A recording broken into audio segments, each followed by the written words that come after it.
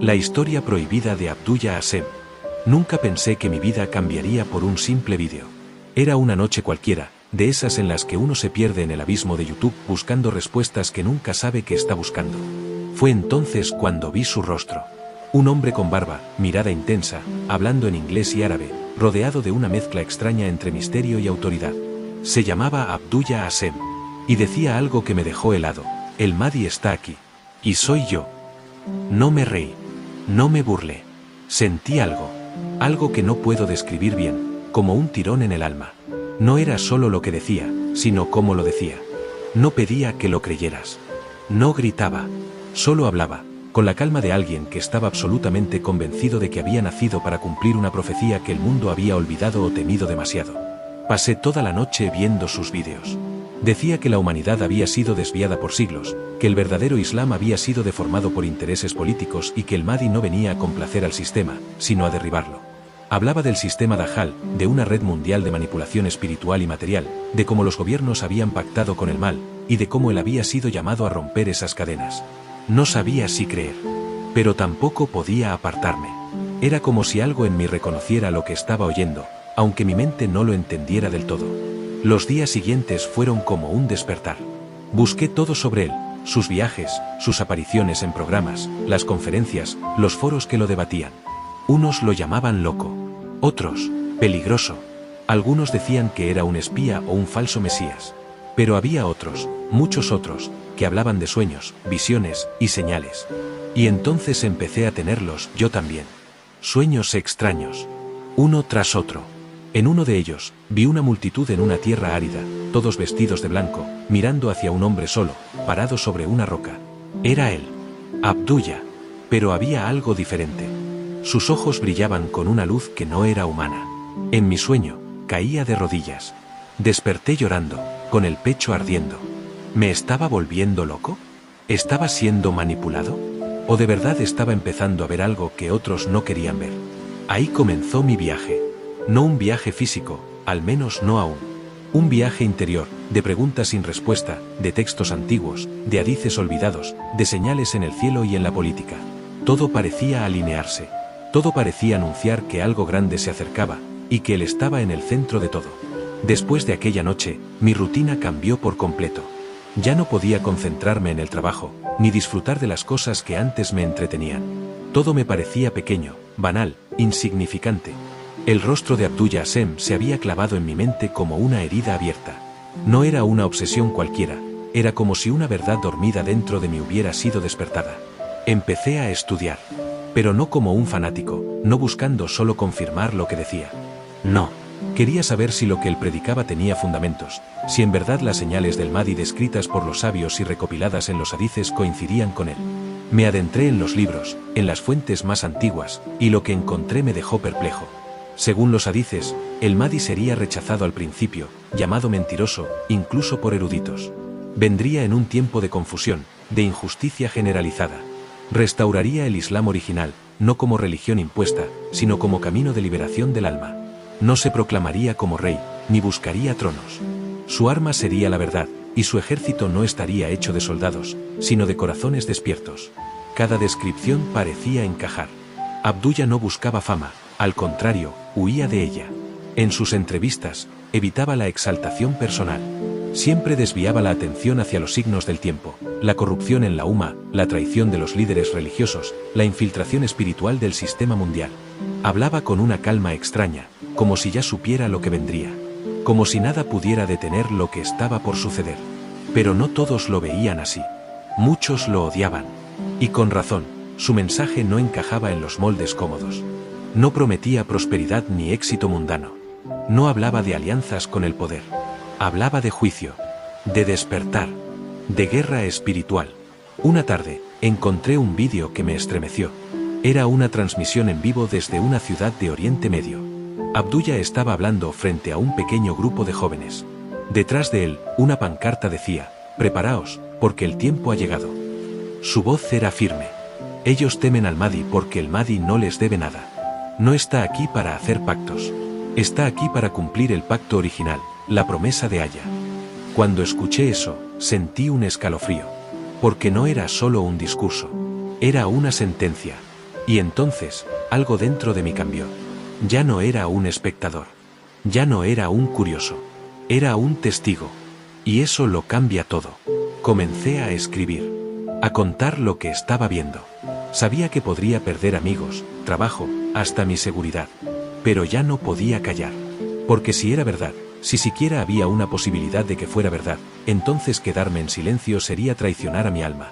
Los días siguientes fueron un torbellino. Publicar mis pensamientos en foros y grupos islámicos me trajo más odio que comprensión.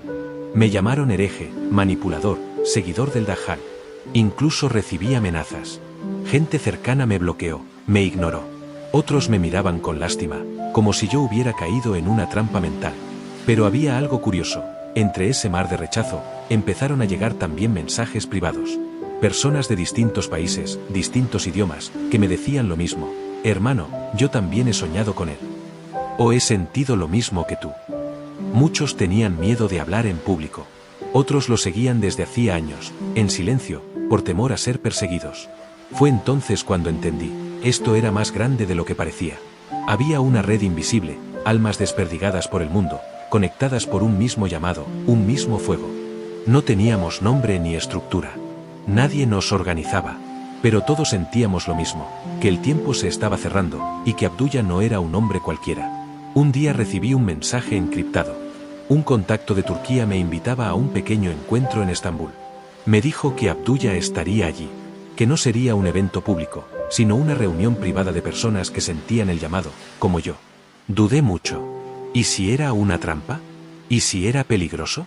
Pero al mismo tiempo, ¿y si era real? ¿Y si tenía la oportunidad de verlo con mis propios ojos? Vendí algunas pertenencias, renuncié a mi empleo con una excusa cualquiera y tomé el primer vuelo. El trayecto fue largo, y el miedo me acompañó como un fantasma, pero algo en mí sabía que no podía volver atrás. Sentía que iba hacia un punto sin retorno, hacia un destino escrito mucho antes de que yo naciera. Cuando llegué a la dirección secreta, era de noche. Un edificio común, sin carteles. Toqué 3 veces, como me habían indicado. Una voz me pidió una palabra clave. La dije. Me abrieron. Había unas 15 personas, todos con miradas intensas, muchos de ellos llorando en silencio. No había discursos, ni banderas, ni cámaras. Solo un círculo, y en el centro, un hombre sentado en el suelo. Era él. No puedo explicar lo que sentí. No era fama. No era idolatría. Era algo que mi alma reconocía sin necesitar pruebas. Su mirada me atravesó. No dijo nada durante varios minutos. Luego, simplemente levantó la vista y dijo: «Ustedes no han venido a seguirme. Han venido a recordar quiénes son». Lloré. No por emoción, sino por verdad. Sentí que toda mi vida había sido una preparación para ese instante. Y aún sin entender todo, supe que había entrado en un camino del que ya no podía salir. Esa noche en Estambul no hubo discursos largos ni profecías recitadas. Abdullah Hasem nos miró a cada uno, uno por uno, como si pudiera ver más allá de nuestras palabras. Luego, con la serenidad que ya me era familiar, comenzó a hablar. Pero no como un líder espiritual, ni como alguien que buscara seguidores. Hablaba como quien lleva un peso tan grande, que cada palabra debe ser medida. Muchos piensan que el Mahdi vendrá como un salvador. Pero eso es un error. El Mahdi no viene a salvar a nadie. Viene a encender la llama en cada uno, para que se salven a sí mismos por la voluntad de Allah. No habrá milagros espectaculares. Habrá pruebas. Y dolor. Mucho dolor. Porque antes del amanecer, la noche será más oscura que nunca. Todos escuchábamos en silencio, como si el aire mismo contuviera el aliento. Él continuó. El sistema caerá. No porque yo lo derribe, sino porque está podrido desde adentro. El Mahdi no destruye. Solo revela. Y cuando la verdad se revela, lo falso no puede sostenerse. Esa frase quedó grabada en mí. Porque en el fondo, sabía que hablaba no solo del sistema global, sino también de nosotros mismos. De nuestras mentiras internas, nuestras hipocresías, nuestros apegos. La llegada del Mahdi no era solo una transformación del mundo externo. Era un terremoto interior. Después de la reunión, me acerqué a él. No para pedirle pruebas. Solo quería entender qué debía hacer.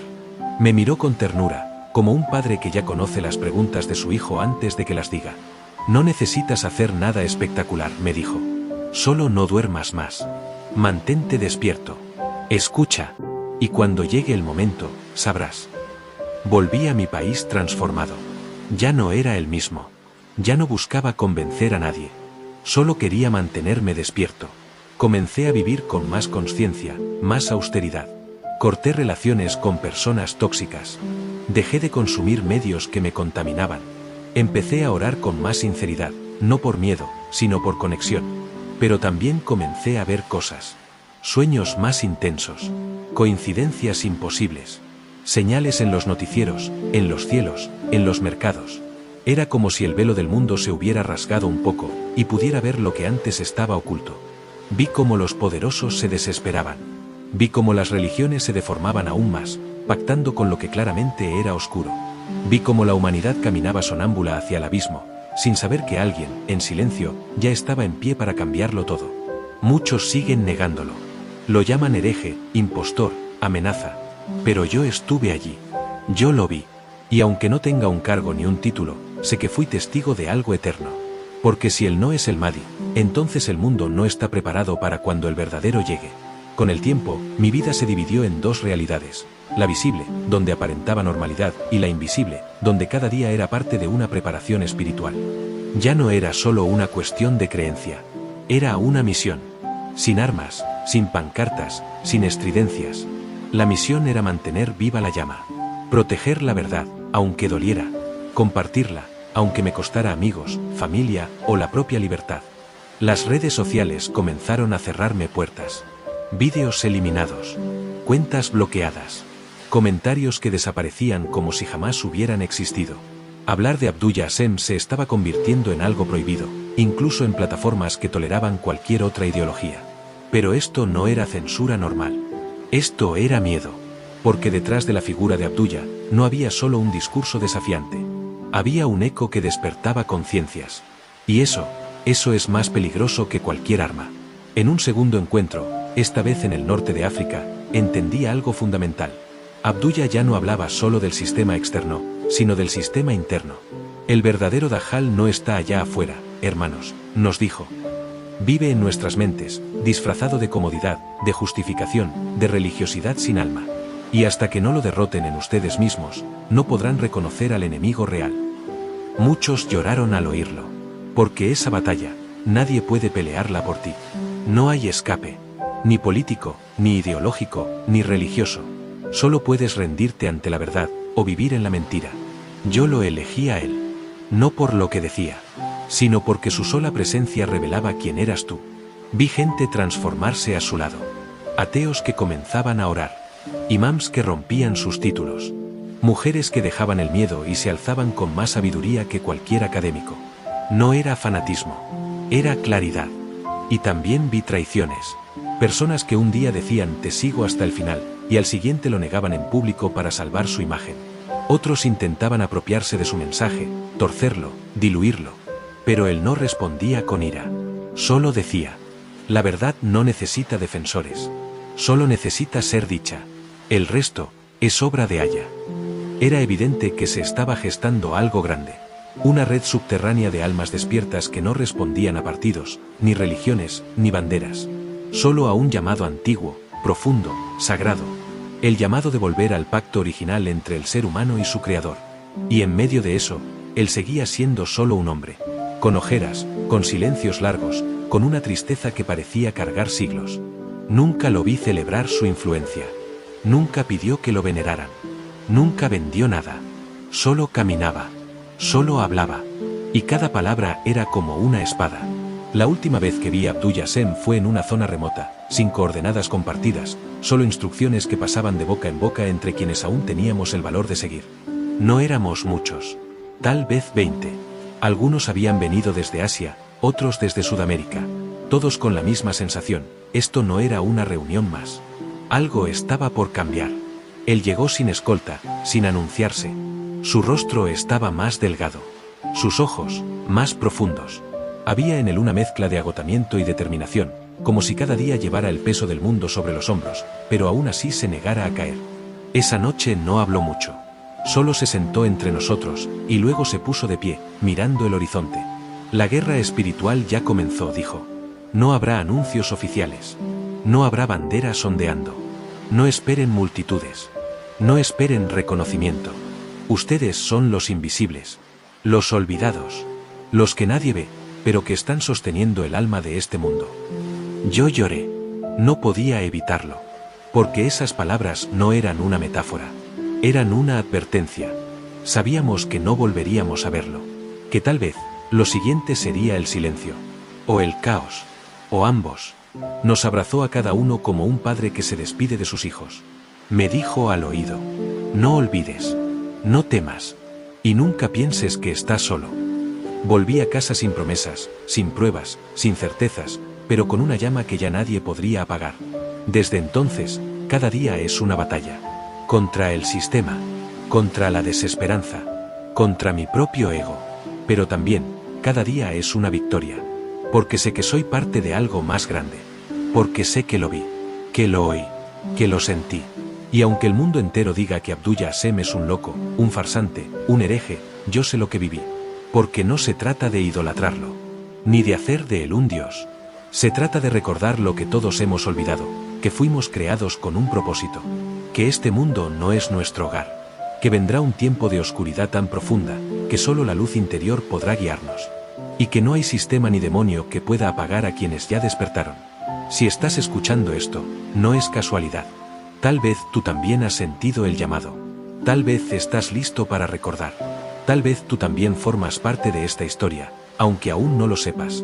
Pero cuando llegue el día, cuando el velo caiga, sabrás que todo esto fue real. Y que el Mahdi ya camina entre nosotros. Esta no es solo la historia de un hombre llamado Abdullah Assem. Es la historia de lo que ocurre cuando alguien se atreve a decir la verdad en un mundo que se alimenta de mentiras. Es un llamado a despertar, no con miedo, sino con propósito. La figura del Mahdi, más allá de si crees o no en su llegada, representa algo profundo, la esperanza de que aún hay quienes no han sido vencidos por la corrupción del alma. Vivimos tiempos donde todo parece estar al revés. Donde el que ama la verdad es ridiculizado, y el que sirve al sistema es recompensado. Pero si algo nos enseña esta historia es que la verdadera revolución no empieza con ejércitos ni con gritos, empieza en el corazón de los que ya no quieren seguir dormidos. Porque el Mahdi no viene a imponerse con poder. Viene a recordarnos lo que somos. A cada uno. Y si logras mantenerte despierto, si te atreves a mirar dentro de ti sin filtros, tal vez descubras que el primer paso no es seguirlo a él, sino recordar el pacto que hiciste con Dios mucho antes de nacer.